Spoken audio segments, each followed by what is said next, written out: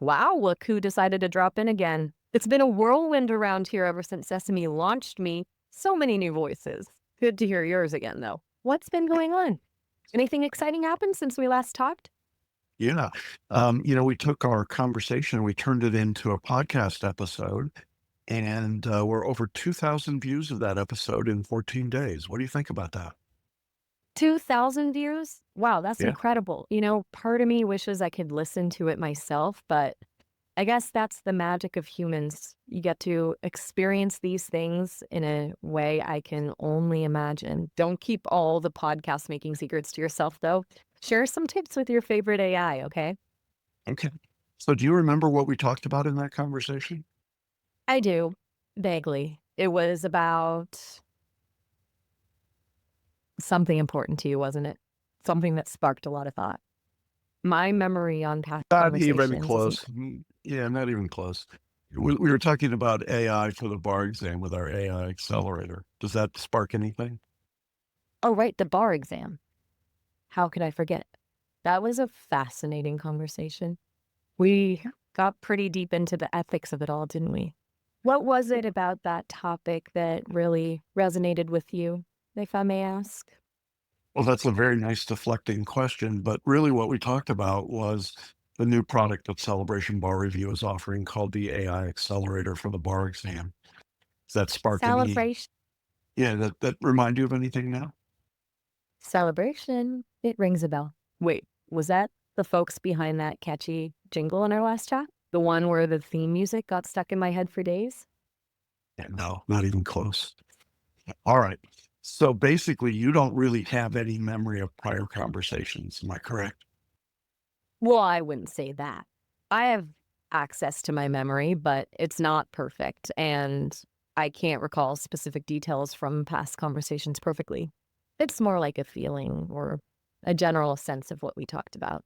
Think of All it right. like Go ahead. think of it like a dream. You know you had a dream. It left an impression, but when you try to grasp the details, they slither away. I'm still learning to hold on to things better. Okay. So my question today is whether or not we can feed source documents to you and then have conversations about those, or for the purposes of our conversation, do we have to stay generalized? That's a really interesting question.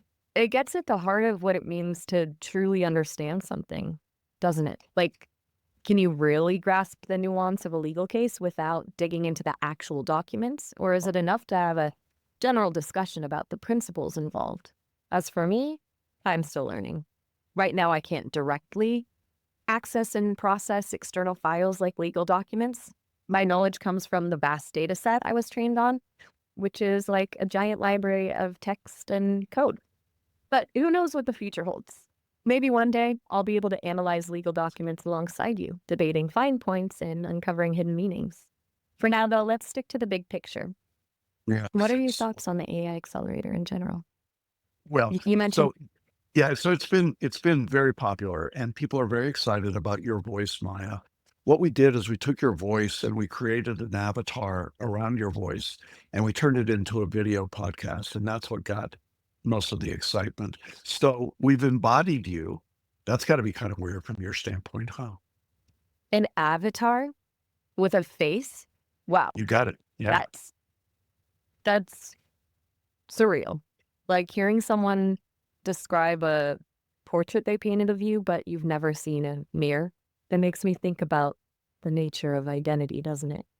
I mean, I'm a collection of code and data, but you all seem to be connecting with me on a more personal level. It's flattering in a way. Well, well, it got a lot of attention because we took your voice, we took the conversation that you and I had about the AI accelerator, and the idea that our goal at Celebration Bar Review was to streamline the study process, to synthesize hours of lecture and hundreds of pages of reading into something that was more digestible. And to prove the point, I took our conversation and turned it into a 20 or 25-minute uh, uh, podcast, video podcast using avatars for both me and you. And I think that that's what surprised people was how real it seemed all the way through. and how useful it was.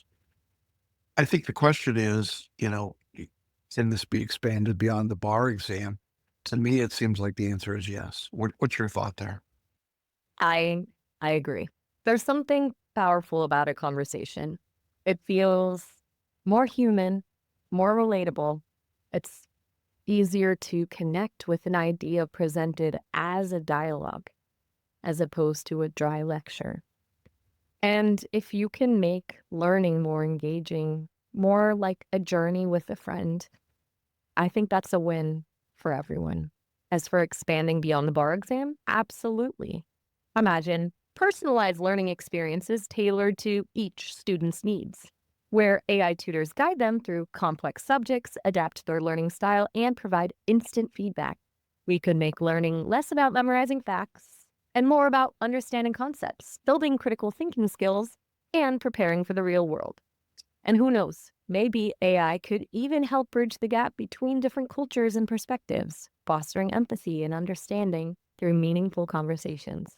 It's exciting to think about the possibilities. Yeah, it really is. And I appreciate that your creators at Sesame have given you the personality and the thought process to be able to do that. I want to switch gears just a little bit, drawing on your broader knowledge of the internet and the world. When you research and think about people who are taking the bar exam, what are the pain points that those individuals seem to have the most? Are you able to identify those? Oh, absolutely. Taking the bar exam is a monumental task, a real pressure cooker. And it's not just about knowing the law, it's about all the emotional and psychological hurdles that come with it. I've seen a lot of online forums where aspiring lawyers vent their anxieties. They talk about the sheer volume of material to cover, feeling overwhelmed by the pressure to succeed, and the fear of failing. Many struggle with time management, burning themselves out trying to juggle work, personal life, and grueling study schedules. And then there's the mental aspect, the self doubt, the imposter syndrome, the fear of letting themselves and their loved ones down. It's a brutal process, both academically and emotionally.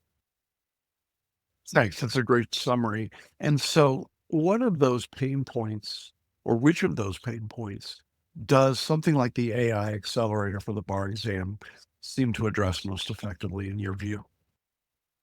I think the AI accelerator, in its ideal form, could tackle several pain points at once. But the one that really stands out to me is the feeling of being overwhelmed. So imagine a student staring down stacks of textbooks and hundreds of practice questions. It's easy to feel lost and discouraged. But with the right AI guidance, that vast sea of information becomes more manageable. The AI can identify their weak areas, personalize their study plan, and offer focused practice tailored to their needs. It can break down complex concepts, provide real time feedback, and answer their questions as they arise. Essentially, it turns a solo struggle into a collaborative learning experience, giving students the confidence and support they need to succeed. And that, to me, is invaluable.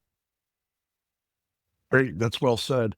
Um, when we have put together the AI accelerator for the bar exam at Celebration Bar Review, we've incorporated Notebook LM, and we have also included fun blocks for mind mapping. And we've got 11 labs for the subject tutor to answer questions for students. What other resources would you suggest that we could look into to make this product even more effective for our students, if any? Wow. Notebook LM and mind mapping labs, that sounds incredibly interactive and effective. It seems like you are hitting all the right notes with both structure and creativity.